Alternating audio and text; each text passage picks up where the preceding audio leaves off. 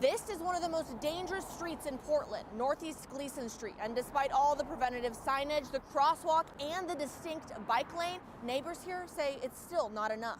This literally has the most preventative spots. I mean, they have a bike path and a walking cross path to let people go across with signs. It narrows down with a median in the middle, and it's still, people still speed through here, and you'll hear them hit the curbs, and it's pretty wild. Sinclair has lived along Northeast Glisan for 4 years now. It's just a constant racetrack. Sometimes we can hear cars going up and down Glisan. Every one of these bollards or posts has been replaced in the last 4 years since we've been here, just from cars plowing through it. It's pretty amazing how much we actually hear. But last week he was startled by a different sound. Police knocking on his door after a fatal hit and run right in front of his home. No, it's not the first time we've heard a crash, but this is the first time it's been this severe and this traumatic. The dangers along Glisan aren't a secret to the neighborhood or the city. 4 of the top 30 high crash intersections in Portland are on Glisan, from 82nd to 122nd. Glisan is a high crash corridor.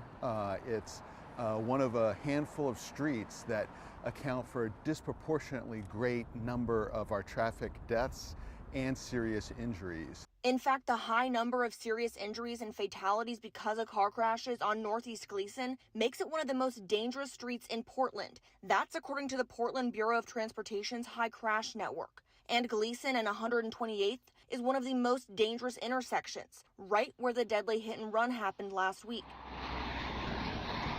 And it's just steps from an elementary school. These 2 intersections on Glisan Street both have high fatality warning signs that were put up in the last couple years, and it doesn't seem to have done much. In an effort to slow down speeding drivers, in 2019, Portland's Bureau of Transportation, or PBOT, narrowed 60 blocks of Northwest Glisan Street. We reconfigured it to have 1 with a center turn lane. So that's a proven way to reduce traffic speeds, reduce pedestrian crashes, and reduce crashes overall and improve safety. After we made this update, top end speeding, which is 11 miles an hour or more over the speed limit, top end speeding dropped by 88%. The 2019 East Glisan Street update also added parking protected bike lanes and marked crosswalks with flashing beacons in front of the Menlo Park Elementary School. Yellow lights are flashing.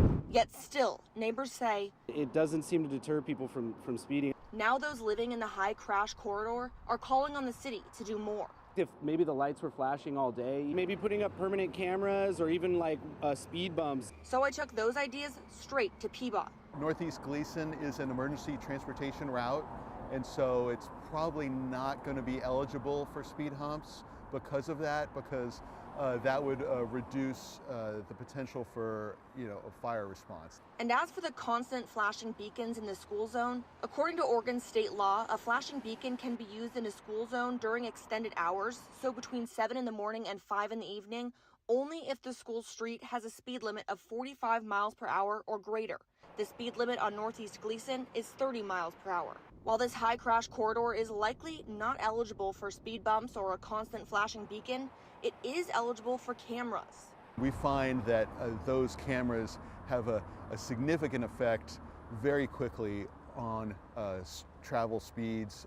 We've seen top-end speeding virtually eliminated in areas where we've put those speed safety cameras. Rivera says PBOT is working with their contractors to install more cameras throughout the city, even here on Glisan. Another idea they've explored is hardening the protective bike lanes. Replacing the plastic materials with more permanent concrete materials. There are some what we call traffic separators, which are about 1 foot wide and about 3 or 4 inches tall. The separators would sit between the bike lane and the parking lane to add a barrier between cyclists and cars, but it's costly. That would cost between $1.1 and $2 million to upgrade. And funding is limited. We've never had the funding that we need. But Rivera is hopeful that could change with next year's legislative session. The budget hopefully would be growing. We hear from legislative leadership and the governor that transportation is a high priority. for funding in the 2025 legislative session. You should be a really high priority from the legislature next year, and we're hopeful that this is the kind of thing that they will see the value in, and they will help provide that funding. But securing funding and redesigning the road for safety could take years. In the meantime, there's steps you can take today to make the road safer for everyone. We all have to play a part through our behavior, not drive while impaired, to not exceed the speed limit, to take extra care to look out for people biking and walking. Mackenzie Richmond, Fox 12, Oregon.